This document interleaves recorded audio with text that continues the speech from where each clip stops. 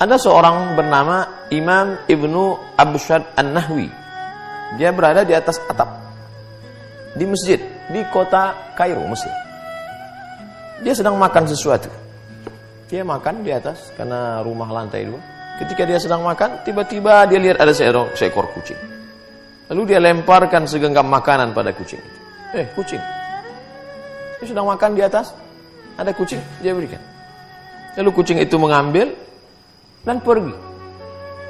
Biasanya kita lihat kucing bila kita berikan tulang makanan, dia akan makan di tempat itu. Tapi unik, aneh. Kucing ini membawa makanan itu pergi. Kemudian kucing itu datang lagi. Maka Ibnu Abshad An-Nahwi beserta ada beberapa sahabatnya melemparkan lagi makanan. Dan kucing itu kembali melakukan yang sama. Dia ambil makanan, pergi. Peristiwa terjadi tidak hanya sekali tapi beberapa kali. Lalu kemudian apa yang terjadi?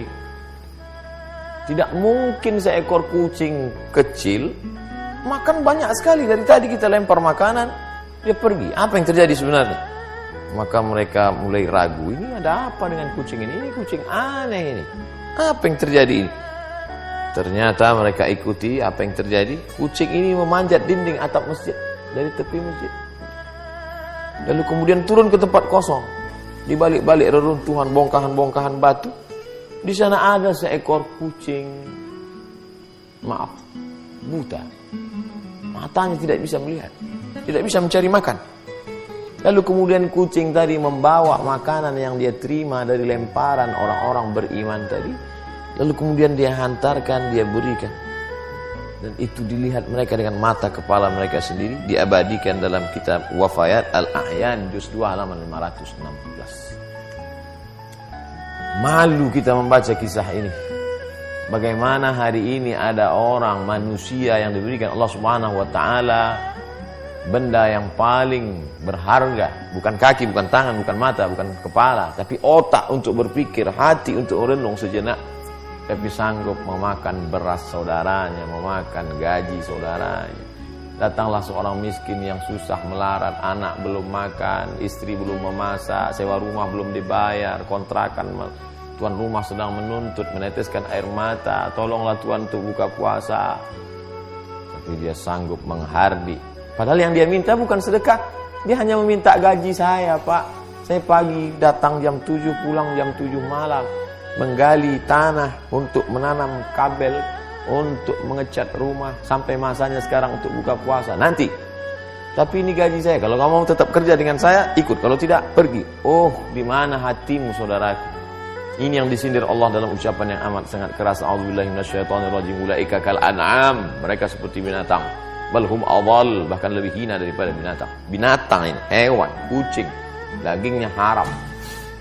Bertaring, buas, kukunya tajam. Tapi ternyata ada kelembutan dalam insting, gharizah, bawaan kucing. Dia ambil itu makanan, bukan untuk dia, tapi dia antarkan kepada seekor kucing buta. Diabadikan dalam kitab para ulama. Faqsusil qasasa, ceritakan kisah-kisah itu wahai Muhammad sallallahu alaihi wasallam. Dalam Al-Qur'an Allah bercerita, didengarkan, disampaikan oleh Jibril kepada Sayyidina Maulana Muhammad sallallahu alaihi wasallam, dibaca oleh orang beriman. Untuk apa? Untuk meng-on-kan pikiran, jangan off. Untuk menghidupkan hati, karena dengan mendengar cerita-cerita itu hati menjadi hidup, berpikir.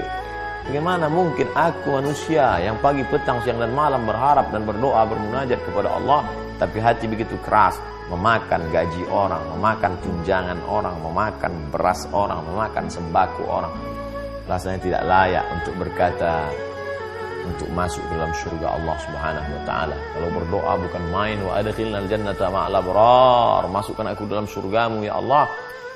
Kau merasa dirimu masuk surga karena witirmu, karena tahajudmu, karena duhamu, karena khataman Qur'anmu. Tapi ternyata hatimu keras, tidak mau menolong saudaramu. Ada orang yang sanggup demikian. Kita tidak mencari-cari kesalahan orang lain. Kita kesempatan penuh barakah, sejenak doa-doa terkabul, munajat-munajat didengarkan Allah SWT. Saat ini kita sedang merenung sejenak apa yang terjadi dengan diri kita. Masih pedulikah kita pada tetangga kita? Wajaruhu ila jambihi ja'i'un, tetangga di sebelah rumahnya mengerang kelaparan, tapi dia masih sempat berpikir bagaimana dengan semua serba baru, mengikuti high style, mengikuti gaya, tapi sementara hati yang keras itu dibalut dengan wa yahsabuna annakum yuhsinuna sun'a. Mereka menyangka sedang berbuat baik, padahal sebenarnya kita jauh dari kebaikan. Mari menenung sejenak dari kisah seekor kucing.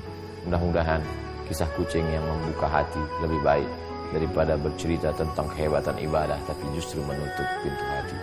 Allah Ta'ala memberkahi kita, memberikan segala kebaikan, meridai, sukses selalu dunia akhirat. Terima kasih. Assalamualaikum warahmatullahi wabarakatuh.